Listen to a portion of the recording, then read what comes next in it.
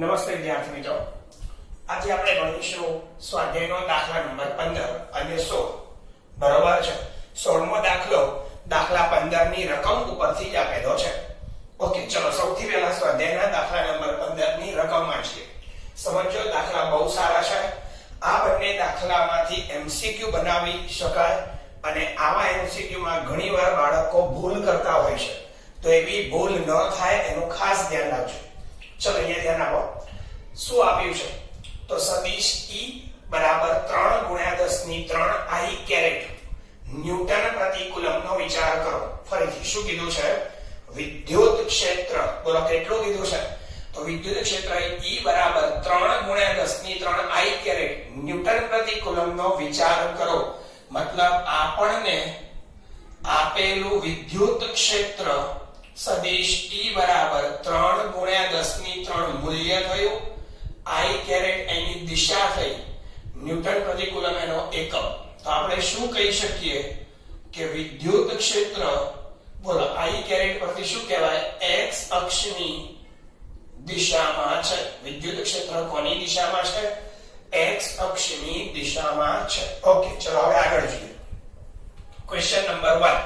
બહુ શાંતિથી. YZ સમતલને સમાંતરે જેનું સમતલ હોય તેવા 10 સેન્ટીમીટરની બાજુવાળા ચોરસમાંથી આ ક્ષેત્રનું ફ્લક્સ કેટલું હશે? કશી જ ખબર પડી નહીં. બરોબર ને? કશી જ ખબર ના પડી કે રકમ કહેવા શું માંગે છે. એને ધીરે ધીરે સમજીએ. ચલો, સૌથી પહેલું વિદ્યુત ક્ષેત્ર દોરીએ. ચલો, વિદ્યુત ક્ષેત્ર કઈ દિશામાં છે? x અક્ષની દિશામાં. તો ધ્યાન રાખજો, આ x અક્ષ, બરોબર છે? આ રહ્યો x અક્ષ. ઓકે, તો x અક્ષ છે, તો હવે y અક્ષ પણ દોરી દઈએ અને આપણે z અક્ષ પણ દોરી દઈએ. ચલો, આ રહ્યો z અક્ષ. બોલો, 3 અક્ષ આપણા થઈ ગયા. હવે બોલો, વિદ્યુત ક્ષેત્ર કઈ દિશામાં છે? વિદ્યુત ક્ષેત્ર x અક્ષની દિશામાં છે. તો આપણને આપેલું જે વિદ્યુત ક્ષેત્ર છે એ વિદ્યુત ક્ષેત્રની દિશા જોઈએ. તો આ વિદ્યુત ક્ષેત્રની દિશા x અક્ષની દિશામાં છે. તો જો આ વિદ્યુત ક્ષેત્ર x અક્ષની દિશામાં હોવાથી આપણે વિદ્યુત ક્ષેત્ર x અક્ષને કેવું દર્શાવ્યું? સમાંતર દર્શાવ્યું. બોલો ક્લિયર? તો આ રહ્યું વિદ્યુત ક્ષેત્ર E. બોલો કઈ દિશામાં? x અક્ષની દિશામાં. બોલો ક્લિયર? બોલો અહીંયા કોઈને કઈ ડાઉટ હોવો જોઈએ નહીં. તો વિદ્યુત ક્ષેત્રને આકૃતિ રકમમાં કીધા પ્રમાણે x અક્ષની દિશામાં દર્શાવી દીધું. એનું મૂલ્ય તો આપણી જોડે છે જ. ઓકે, હવે બોલો કયું સમતલ કીધું? YZ સમતલ. કયું સમતલ કીધું? YZ સમતલ. હવે અહીંયા ધ્યાન આપજો, તમને સમતલ શીખવાડો.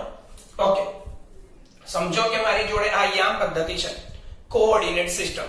આ જે કોઓર્ડિનેટ સિસ્ટમ મારી જોડે છે એમાં આ x, આ y અને આ z જોઈ શકો છો. આ x, આ y ઉપર તરફ અને z આપણું જે બોર્ડ છે બોર્ડમાંથી લંબ રૂપે બહારની તરફ. ફરીથી આ x, આ y અને આ z.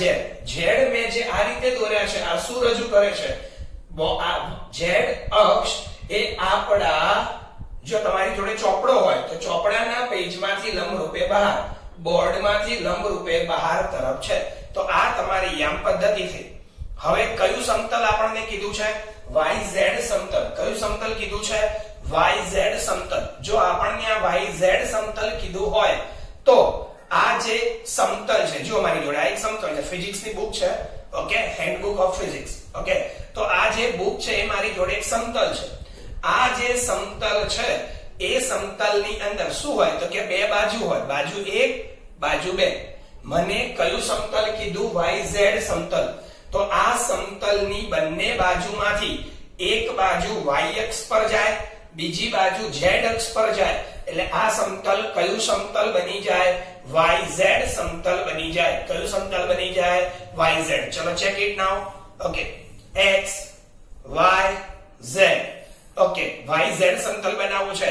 બોલો આ બાજુ y પર આવી, આ બીજી બાજુ z પર આવી. બોલો બની ગયું YZ સમતલ. બોલો ખબર પડી ગઈ?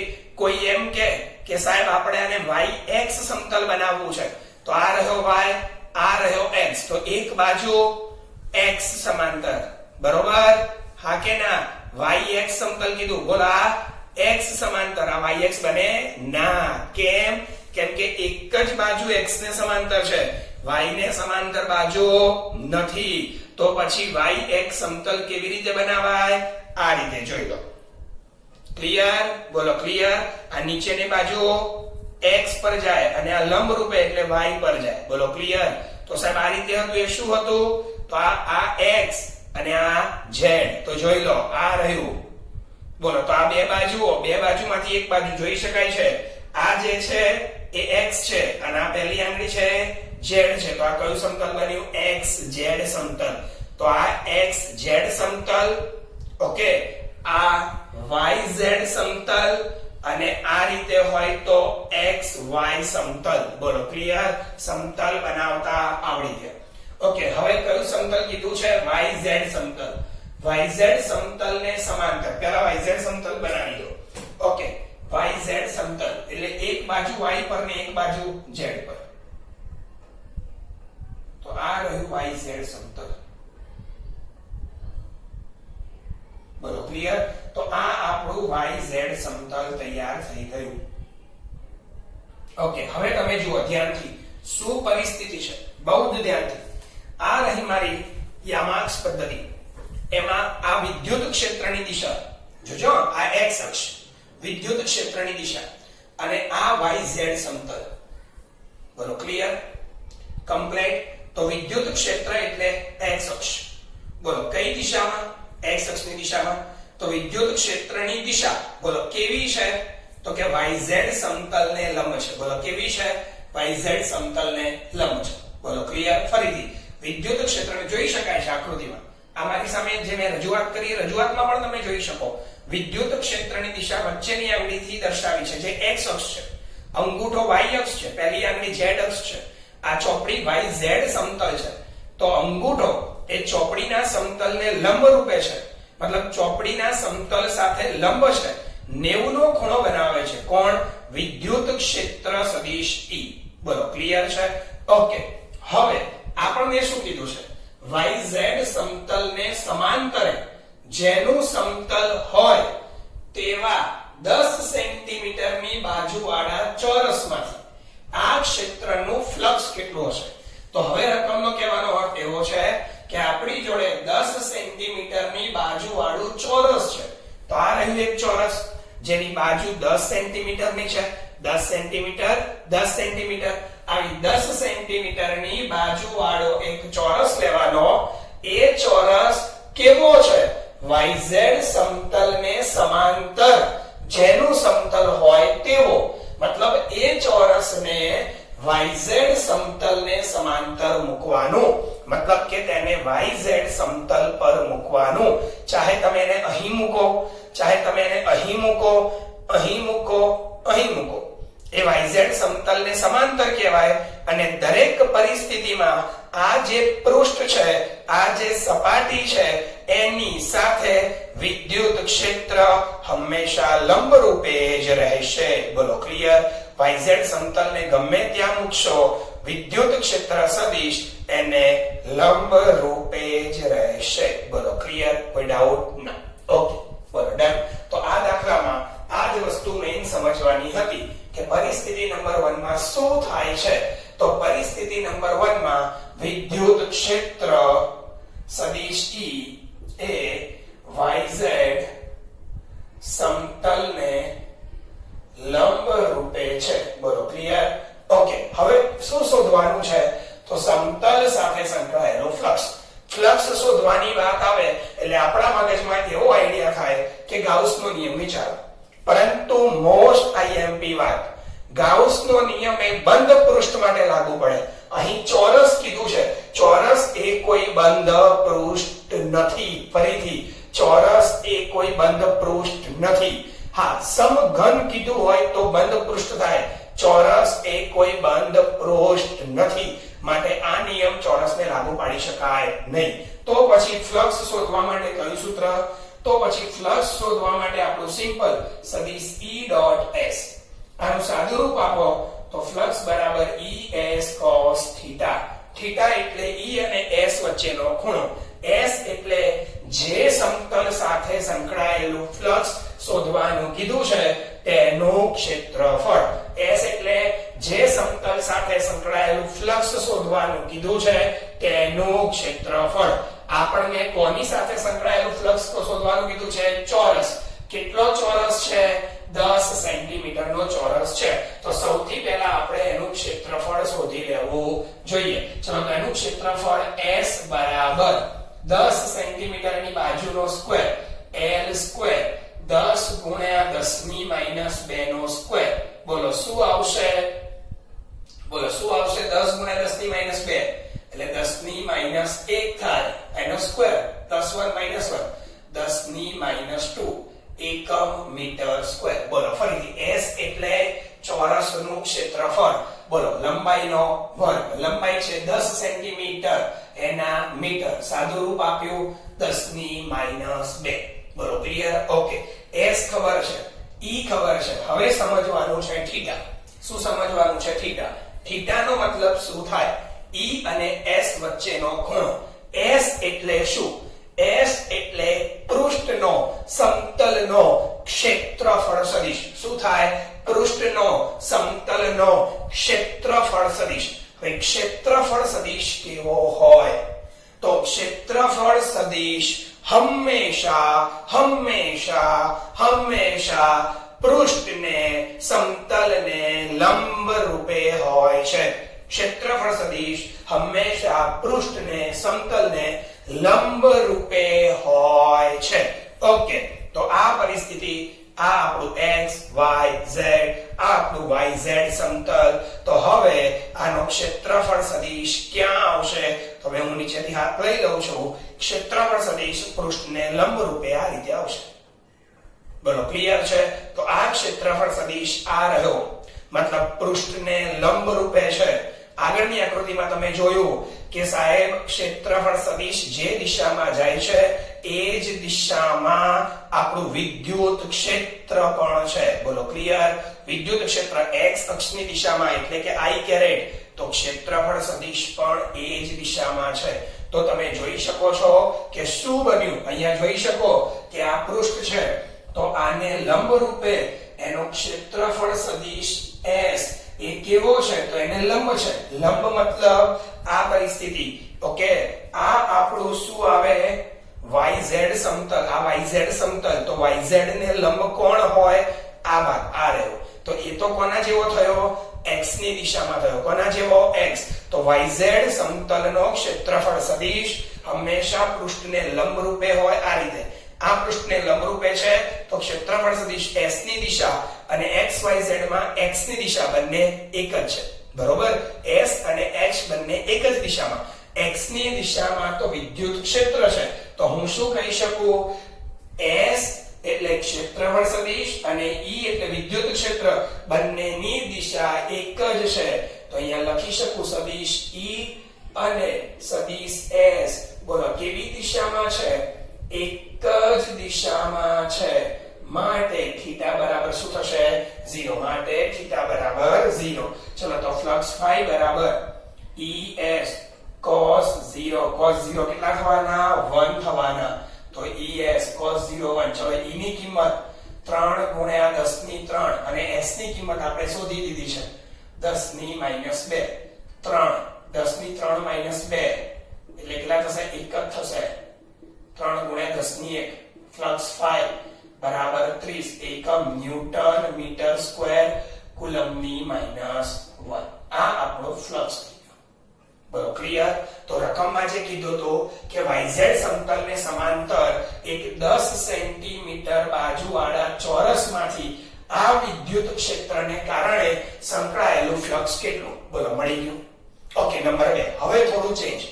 જો આજ ચોરસના સમતલને દોરેલો લંબ, ફરીથી ચોરસના સમતલને દોરેલો લંબ. બોલો સમતલને જે લંબ હોય એ કોણ હોય? ક્ષેત્રફળ સદિશ S. તો હું લખી શકું અહીંયા શું લખી શકું? સમતલને લંબ તેને શું કહેવાય? ક્ષેત્રફળ સદિશ ની દિશા. બોલો શું કહેવાય? સમતલને લંબ જે છે એ લંબની દિશા કઈ કહેવાય? તો કે ક્ષેત્રફળ સદિશની દિશા અને સમતલને લંબ બંનેની દિશા કઈ છે? એક જ છે. ઓકે, ખાલી સમજવા માટે લખ્યું છે, તો મારે આવું કઈ લખવાની જરૂર નથી. બોલો ક્લિયર? ઓકે, ખાલી સમજવા લખ્યું છે. ફરીથી ચલો શું કીધું છે સમજાવું છું ફરીથી. આ જ ચોરસના સમતલને દોરેલો લંબ x અક્ષ સાથે 60 નો ખૂણો બનાવે તો તેમાંથી ફ્લક્સ કેટલું હશે? હવે બહુ જ મસ્ત અને શાંતિથી સમજો. આ રહ્યું મારી જોડે yz સમતલ. બોલો ક્લિયર? હવે અક્ષ બતાવતો નથી, હવે તમને અક્ષ યાદ રહી ગયા છે. ઓકે, આ z અક્ષ, આ y અક્ષ અને આ x અક્ષ. બોલો ક્લિયર? ઓકે, જોજો. ઓકે, હવે x અક્ષ છે એટલે આ આપણું વિદ્યુત ક્ષેત્ર છે. આ બ્લેક કલરની પેન આપણું વિદ્યુત ક્ષેત્ર છે, જે કઈ દિશામાં છે? x અક્ષની દિશામાં છે. બોલો કઈ દિશામાં છે? x અક્ષની દિશામાં છે. હવે આ જે સમતલ છે, આ સમતલ પ્રારંભિક સ્થિતિ a માં આ રીતે હતું, તો આ સમતલનો ક્ષેત્રફળ સદિશ હતો. બોલો, તો ક્ષેત્રફળ સદિશ અને વિદ્યુત ક્ષેત્ર બંને કઈ દિશામાં હતા? એક જ દિશામાં. ક્ષેત્રફળ સદિશ હંમેશા પૃષ્ઠને કેવો હોય? લંબ હોય. હવે રકમ 2 વાંચો. શું કીધું? આ જે સમતલ છે એ સમતલને જે લંબ છે એ લંબ x અક્ષ સાથે હવે કેટલાનો ખૂણો બનાવે છે? 60. તો હવે આવું ક્યારે શક્ય બને? તો સાહેબ આવું ત્યારે જ શક્ય બને કે આ જે મારું પૃષ્ઠ છે એ પૃષ્ઠને આ ક્ષેત્રફળ E તો એક જ દિશામાં છે, પણ હવે આ પૃષ્ઠને જે સ્થિતિમાં હતું એમાંથી હું 60 ના ખૂણે આમ ભ્રમણ આપું. જો આને 60 ના ખૂણે આ રીતે ભ્રમણ આપું તો એનો ક્ષેત્રફળ સદિશ તો પૃષ્ઠને લંબ જ રહેશે, પરંતુ હવે આ જે સ્થિતિ બને આ સ્થિતિમાં વિદ્યુત ક્ષેત્ર E અને ક્ષેત્રફળ સદિશ S બંને વચ્ચેનો ખૂણો કેટલો થઈ જાય? 60. એટલે આપણે કર્યું શું? પહેલી પરિસ્થિતિમાં જે પૃષ્ઠ હતું એને લંબ આ ક્ષેત્રફળ સદિશ હતો, એ હવે પૃષ્ઠને 60 ના ખૂણે ભ્રમણ આપ્યું. તો જેમ જેમ પૃષ્ઠનું ભ્રમણ 60 નું થાય તો એને લંબ સદિશ પણ 60 નું ભ્રમણ કરે.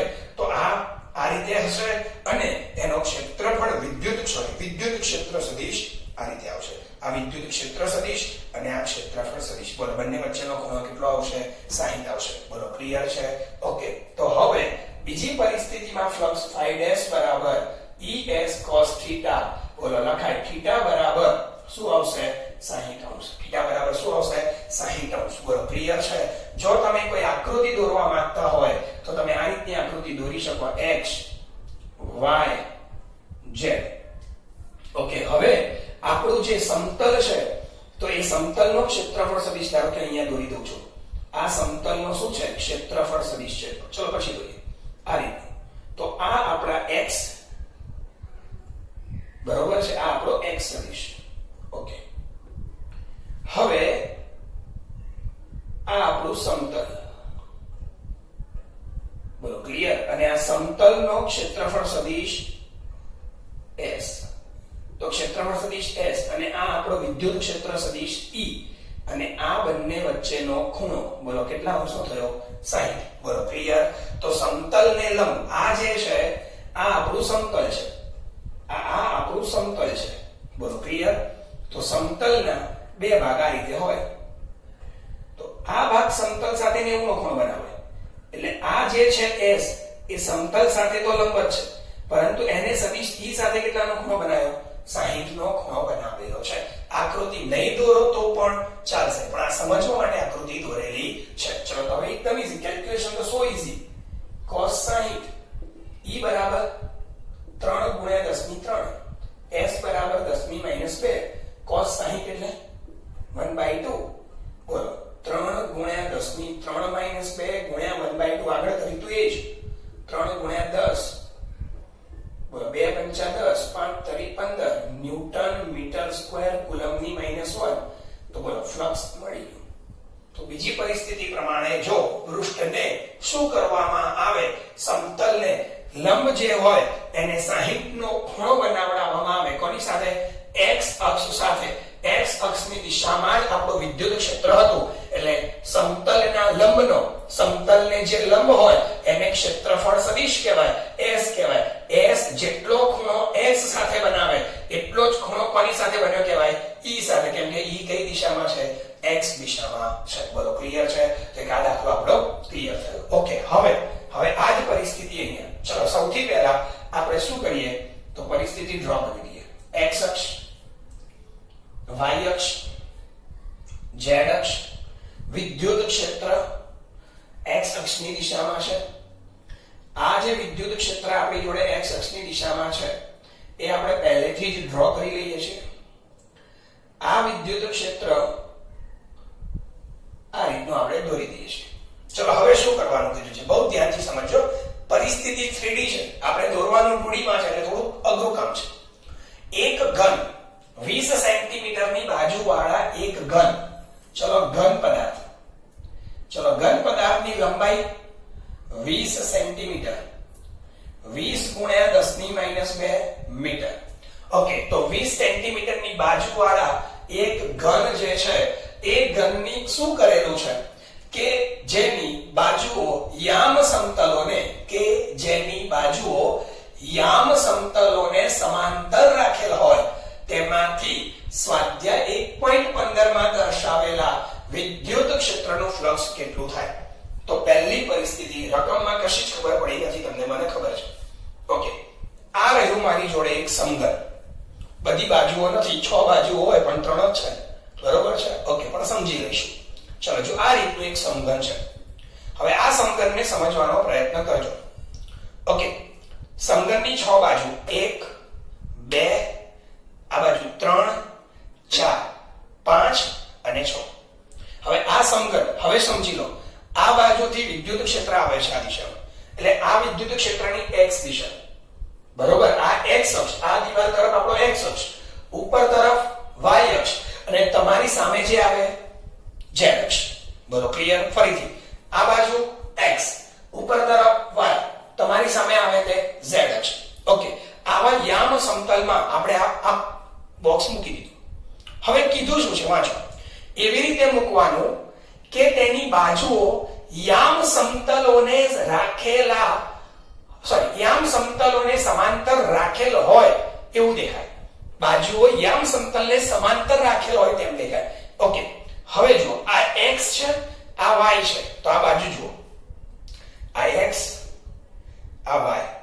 બોલો તો આ કયું સમતલ થયું? xy સમતલ. કયું સમતલ થયું? xy સમતલ. આને સમાંતર બીજું સમતલ અહીં પાછળ હોય તો આ સમતલ પણ કેવું થયું? xy. તો બોલો બે સમતલ કોને સમાંતર થયા? xy સમતલને સમાંતર થયા. ચલો હવે આ સમતલની વાત કરો.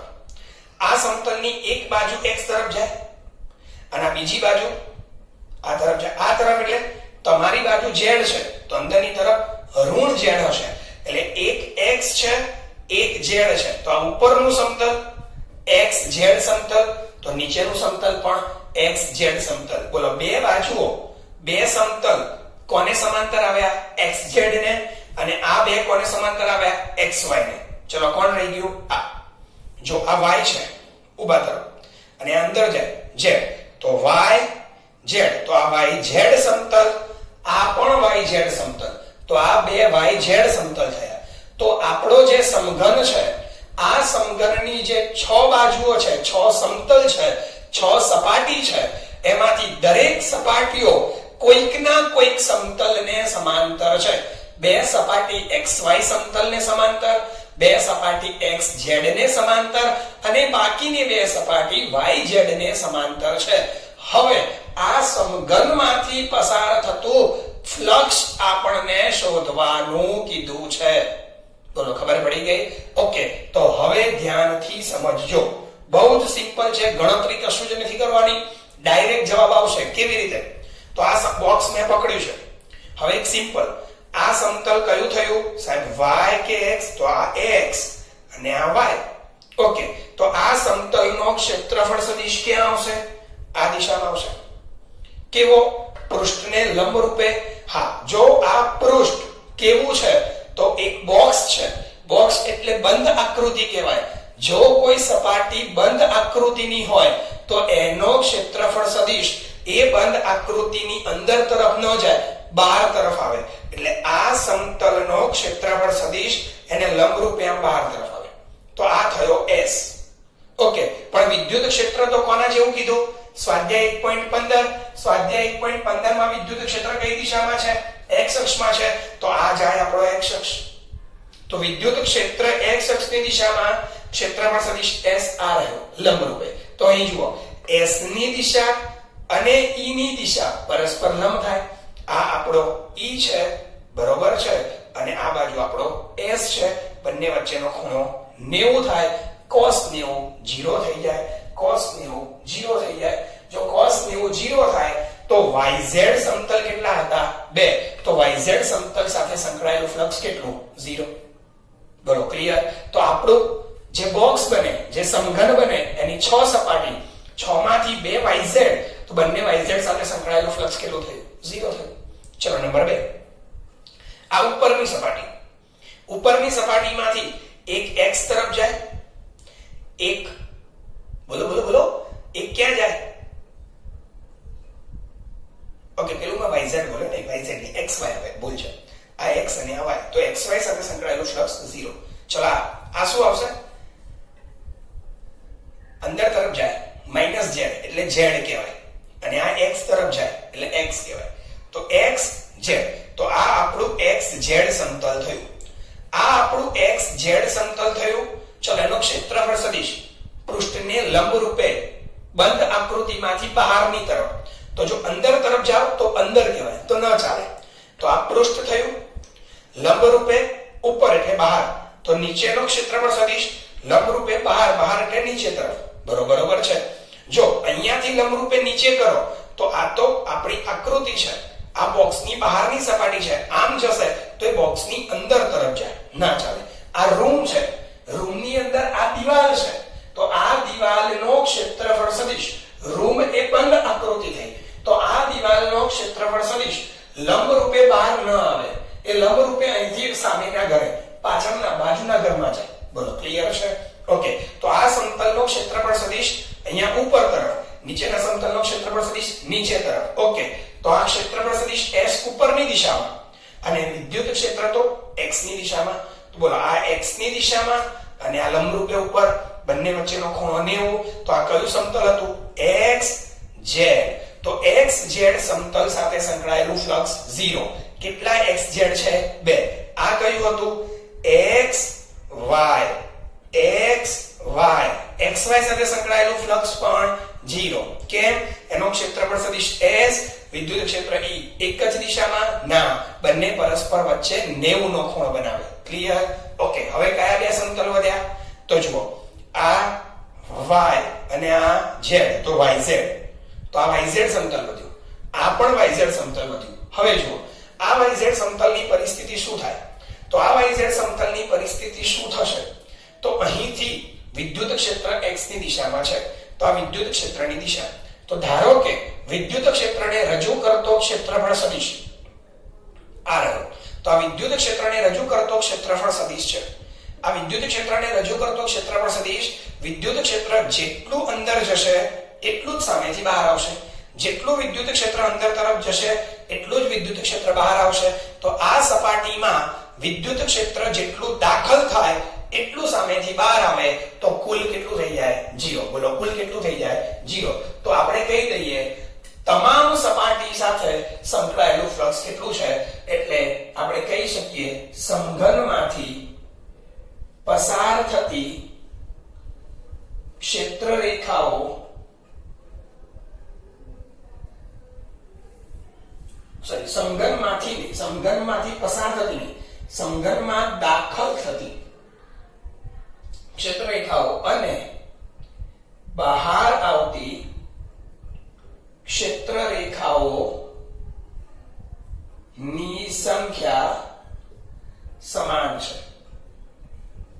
તેથી તેની સાથે સંકળાયેલું ફ્લક્સ શૂન્ય થાય છે. બોલો ક્લિયર?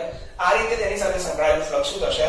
શૂન્ય. આકૃતિની અંદર જો આપણે સમઘન દોરવા જઈએ તો તો કે આ રીતનો આપણો સમઘન તૈયાર થાય. આ સમઘન